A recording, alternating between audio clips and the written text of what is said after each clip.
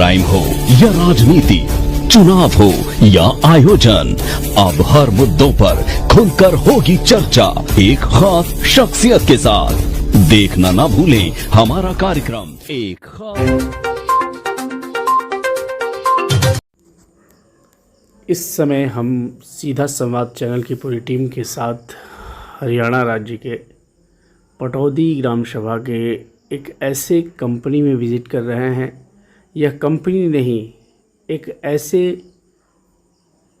पुरुष की मेहनत की कहानी है जिसने कभी हार नहीं माना अपने जीवन में।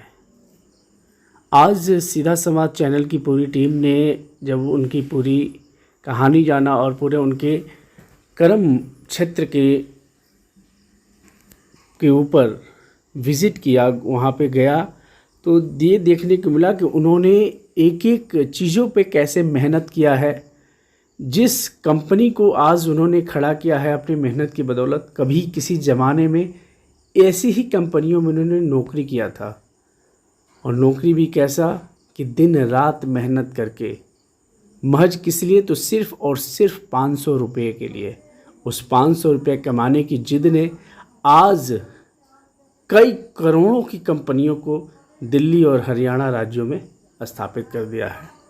हम ऐसे व्यक्तित्व की चर्चा आज करेंगे जिसने कभी पीछे मुड़कर नहीं देखा, अपने तो आगे आए ही, साथ में अपने रिश्तेदारों, अपने भाइयों, अपने भतीजों को भी आगे लेके आए और समाज में एक ऐसा स्थान दिया जो आज एक अहम स्थान रखता है, एक अहम मुकाम रखता है।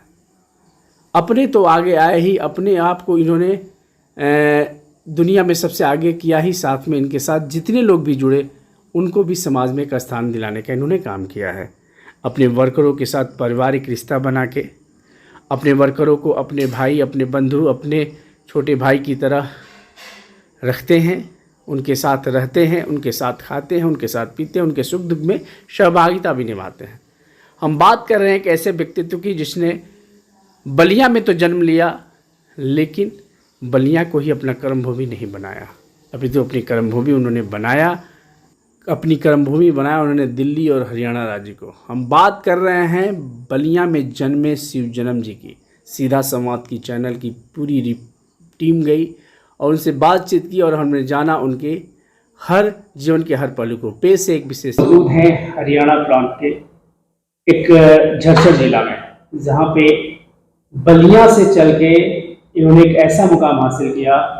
इनसे खुद परिचय जानेंगे कौन है और कहाँ से शुरुआत की। हमारे चैनल में आज आपका स्वागत है। धन्यवाद। पहले तो अपना पूरा परिचय दीजिए, आप कहाँ से आए हैं और कैसे आपने शुरुआत की अपने जीवन की, तो पूरा परिचय एक साथ मेरे चैनल में दीजिए। कहानी तो बड़ी लंबी है, लेकिन मैं जिला बलिया, ग्राम दुर्गीपुर, पोस्ट बेरवारबारी का रहने वाला हूँ।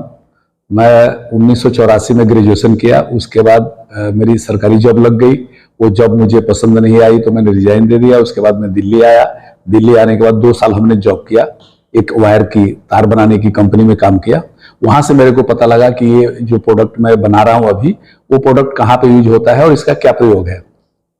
फिर उसके मैंने बिजनेस शुरू किया, ट्रेडिंग के छोटे लेवल से काम किया। फिर 92 में मैंने अपना प्लांट डाला।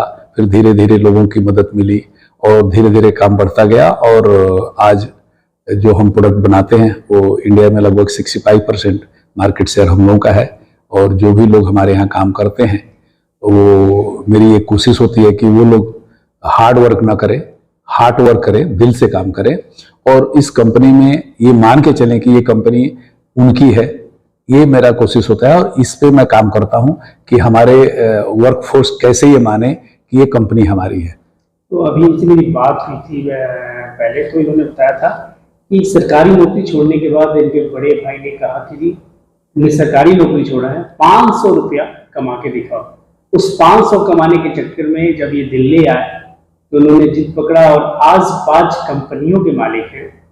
तो इन्होंने जीरो से शुरुआत की और काफ़ी अच्छा मुकाम हासिल किया इस दिल्ली और हरियाणा राज्यों में।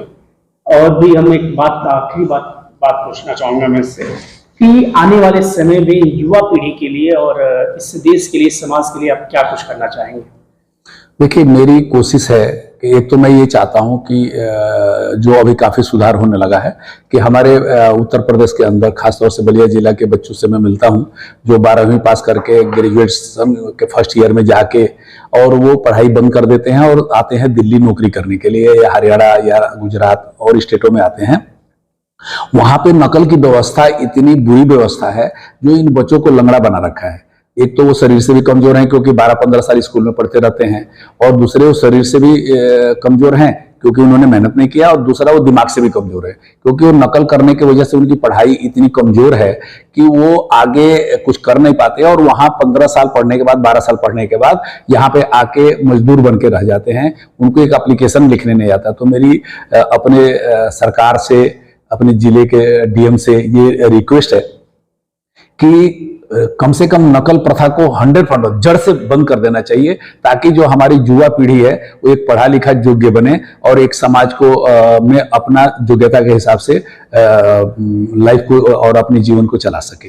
ये थे हमारे साथ शिव जन्म जी, जिन्होंने एक बहुत बड़ा मुकाम हासिल किया और उन्होंने युवा पीढ़ी के लिए संदेश दिया कि एजुकेशन ही है जिससे कि उनका भाग्य बदल सकता है। आगे भी मैं इनके साथ जुड़ा रहूंगा और इनसे बातें करते रहूंगा। आने वाले समय में इनसे हम और जुड़ेंगे और भी बातें करेंगे। फिलहाल के लिए इतना ही। मैं वेद प्रकाश, सीधा संवाद।